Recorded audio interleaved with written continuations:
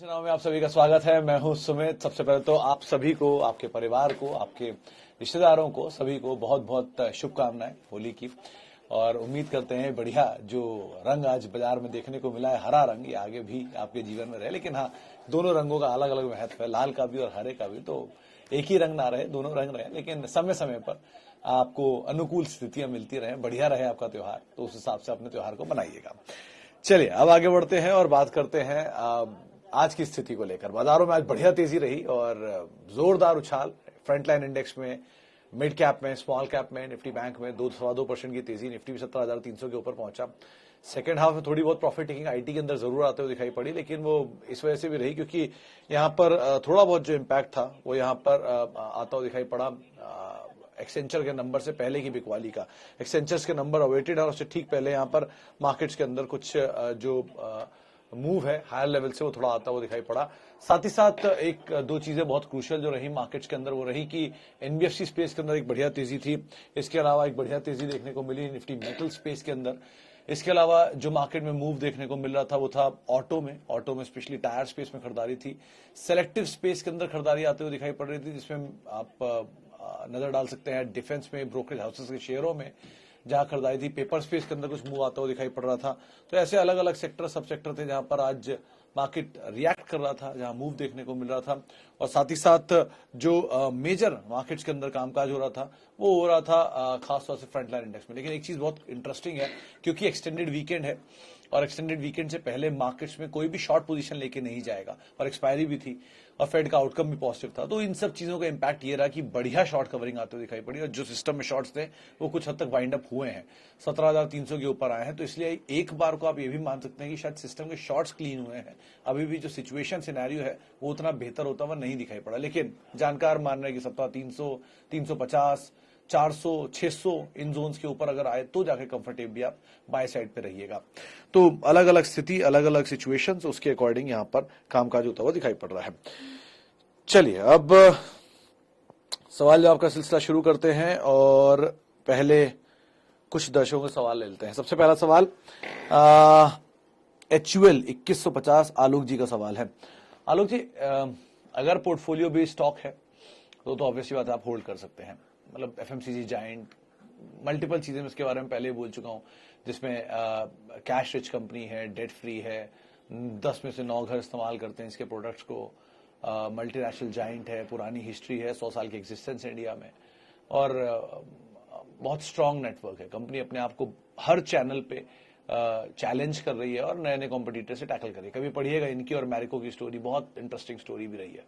लेकिन ये उनके लिए जिनके लॉन्ग टर्म पोर्टफोलियो का वन ऑफ द स्टॉक है, ये उनके लिए नहीं जो ट्रेड करने जा रहे हैं। अगर या इसे बीटीएसटी के तौर पे या कुछ टाइम के लिए ले रहे हैं, थोड़ा स्लो मूवर है, स्लो चलेगा।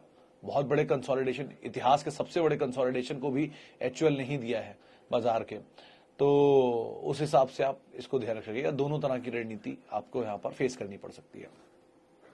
ओके, नरेश जी का सवाल है जेके लक्ष्मी सीमेंट को लेकर। नरेश जी, जेके सीमेंट के केस में एक चीज जिसको आप ध्यान में रख सकते हैं कि सीमेंट स्पेस में दो तीन चीजें बहुत क्रूशियल हुई हैं पिछले क्वार्टर से इस क्वार्टर के बीच में। पहला, यहां पर जो इनपुट कॉस्ट है वो काफी बढ़ी है। मिसाल के तौर पर जो इनके पुराने कॉस्ट थी वो कुछ हद तक सीमेंट के दाम, कोकिंग कोल के दाम बढ़े, पावर के दाम बढ़े, बाकी प्रोडक्ट्स जो है उनके दाम बढ़े, जिसकी वजह से इनके मार्जिन्स के ऊपर इंपैक्ट आता हुआ दिखाई पड़ेगा। प्राइस हाइक अभी तक किया नहीं गया है और ऐसा अनुमान है कि गोइंग फॉरवर्ड शायद प्राइस हाइक होता हुआ दिखाई पड़ सकता है। अगर प्राइस हाइक होता है तो वो इनके मार्जिन्स को इंटैक्ट कर सकता है। आने वाले क्वार्टर में Q4 के बाद Q1 और उसके बाद इनके वो उसका दाम शुरू हो जाएगा जो मॉनसून का, तो वहां पर कुछ इंपैक्ट अलग आएगा। लेकिन सो फार जेके लक्ष्मी सीमेंट ठीक है। सीमेंट के लिए बेस्ट प्ले अल्ट्राटेक, आपके पोर्टफोलियो का कोर हिस्सा जो होगा वो होगा 125 मिलियन की कैपेसिटी में। 7वें नंबर पर जेके लक्ष्मी सीमेंट आता है, 7वें 8वें नंबर पे। तो जेके सीमेंट या जेके लक्ष्मी सीमेंट, बिरला कॉप और बाकी नुवोको भी ठीक है, लेकिन वहां से बहुत कोई फायरवर्क नहीं आया। तो एटलीस्ट ये तीन तो आप ध्यान में रख ही सकते हैं। Adani Wilmer for next 5 year. Mishra साहब, दो तीन चीजें हैं।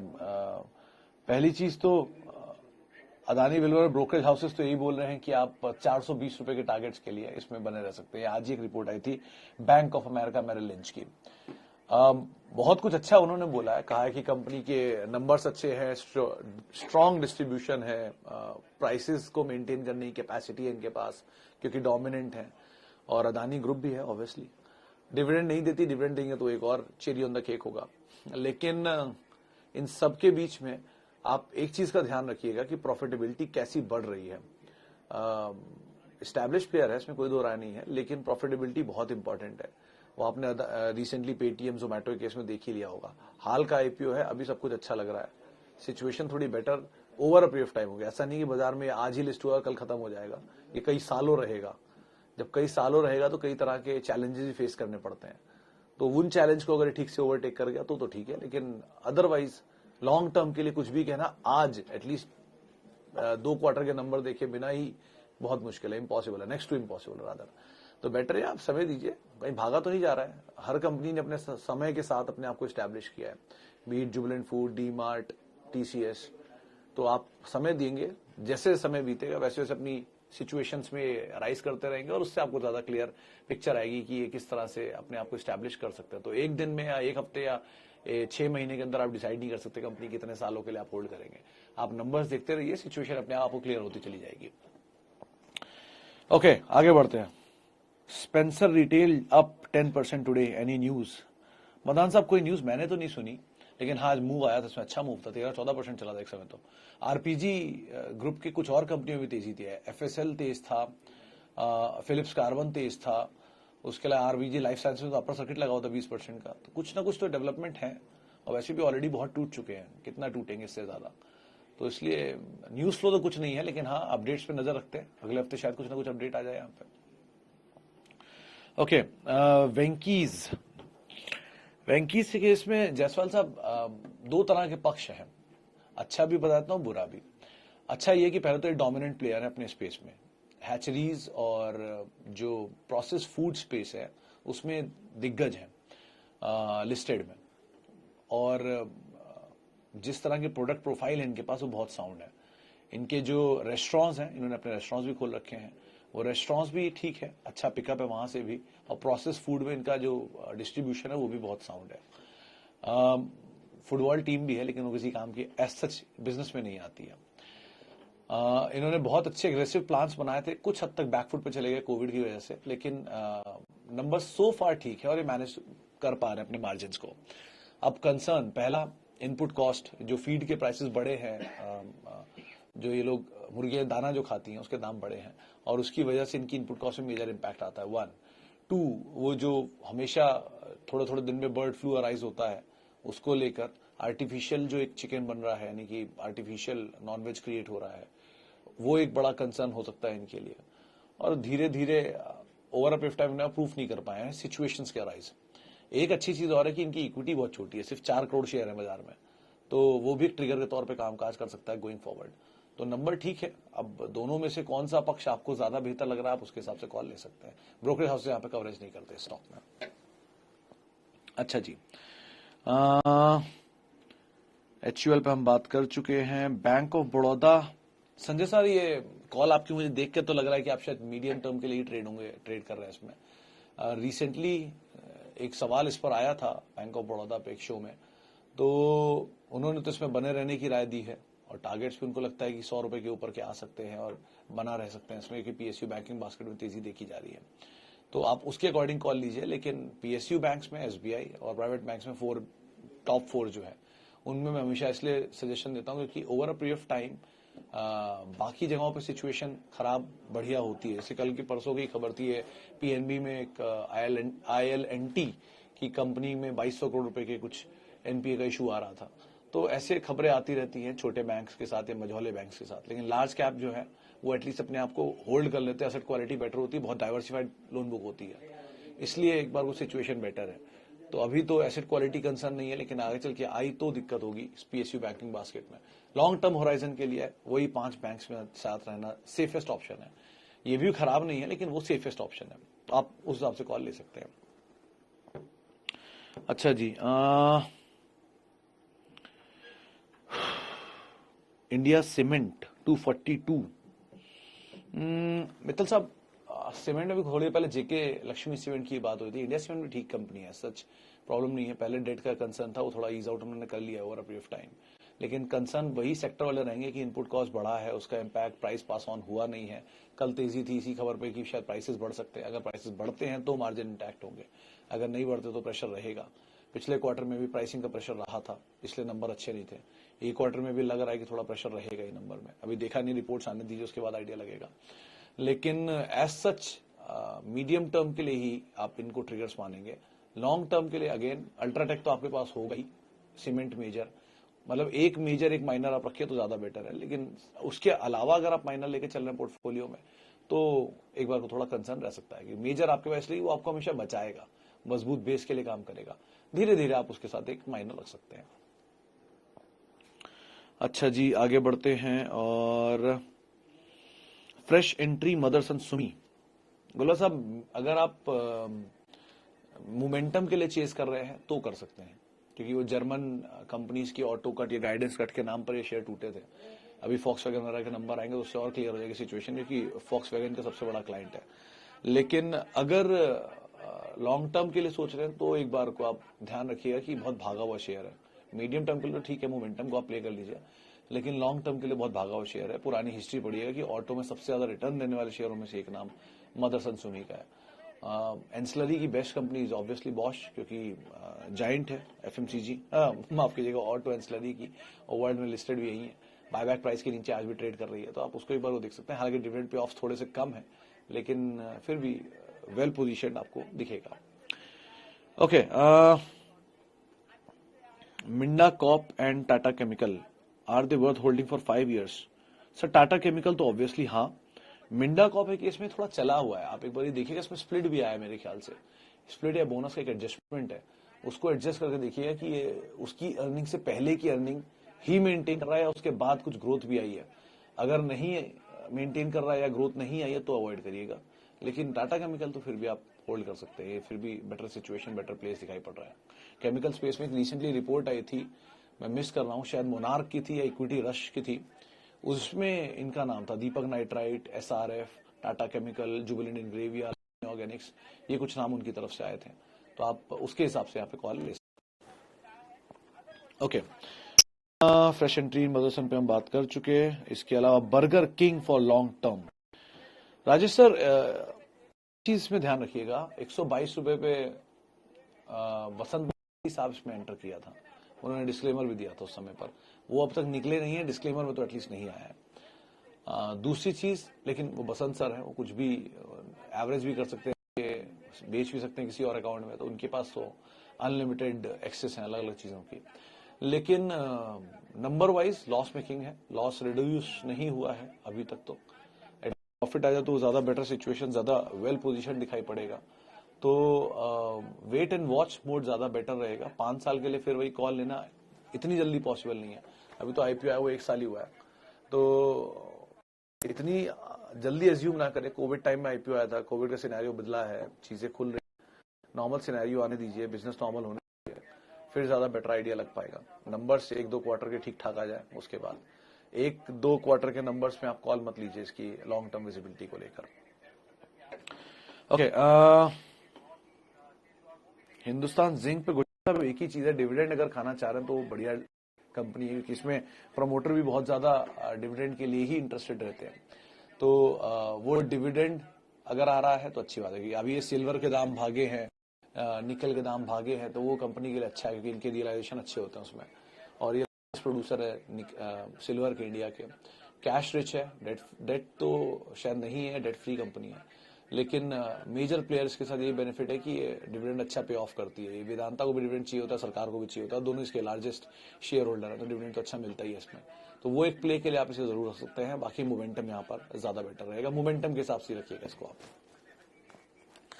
अच्छा जी, रेडिंगटन इंडिया पे क्या किया जाए?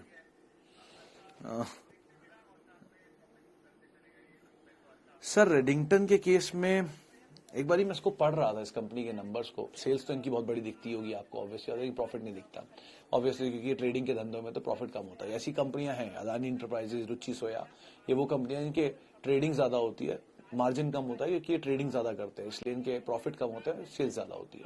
रेडिंगटन भी उसी में से एक है। मास्टर फ्रेंचाइजी एप्पल के एंड सैमसंग के और बाकी कुछ और कंपनीज के भी हैं ये, इंडिया में और अलग अलग देशों में भी हैं। और बाकी अब धीरे धीरे अपना काम बाकी छोटे जो प्लेयर्स हैं उनके साथ भी कर रहे हैं ये लोग। तो कंपनी तो ठीक है सो फार, लेकिन पहले बड़ा कंसर्न था इस कंपनी में, कई बार कुछ इश्यूज भी उठे हैं इंटरनल गवर्नेंस को लेकर। तो अगर आपने निवेश नहीं किया तो अच्छे ऑप्शन आपके सामने है। अगर आप निवेशित हैं तो अपनी एपेटाइट के अकॉर्डिंग यहाँ कॉल लीजिएगा, मोमेंटम को ही चेस करिएगा, वो ज्यादा बेटर है। लॉन्ग टर्म विजन के हिसाब से आपके पास बहुत अच्छे अच्छे विकल्प हैं जो डायरेक्ट मैन्युफैक्चरर है कंज्यूमर ड्यूरेबल स्पेस पे, और बहुत अच्छे कंज्यूमर ड्यूरेबल ईयर ट्रेड कर रहे हैं, उनको आप। और 10 करोड़ इन्वेस्टर्स का ट्रिगर बैंक्स के लिए भी हो सकता है क्या? मलिक साहब, इंडिया में जब कुछ समय पहले वो मूवी नहीं आई थी और इंडिया में जब बुल रन नहीं शुरू हुआ था तो 4-5 करोड़ अकाउंट होते थे डीमैट, वो बढ़ते बढ़ते 8 करोड़ हुए और अब 10 करोड़ हुए। तो वो ब्रोकरेज हाउसेस के लिए अच्छा ट्रिगर बना ऑब्वियसली, लेकिन जरूरी थोड़ी कि वो जो डीमैट अकाउंट नए खुले हैं उनके पास सेविंग अकाउंट भी नहीं होगा।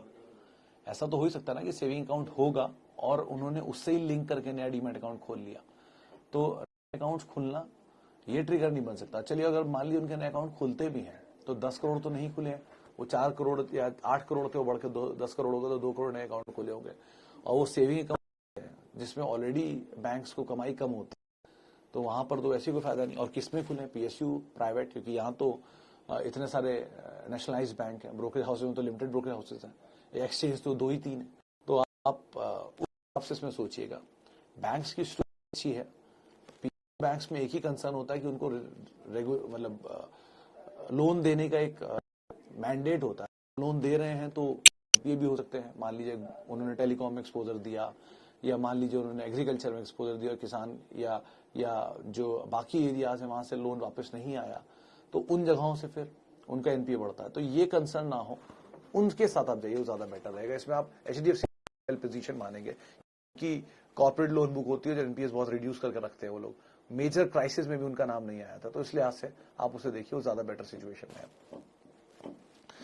अच्छा जी, right time to invest in Jubilant Food Works, Surjit साहब। मतलब अभी कल परसों में किसी ने मुझसे ये भी बोला था कि मैं जुबिलेंट फूड वर्क्स के बारे में उसको प्रमोट करता हूं। ऐसा कुछ नहीं है, मैं कोई प्रमोट नहीं करता किसी भी स्टॉक को, और कोई रिकमेंडेशन भी नहीं है मेरी।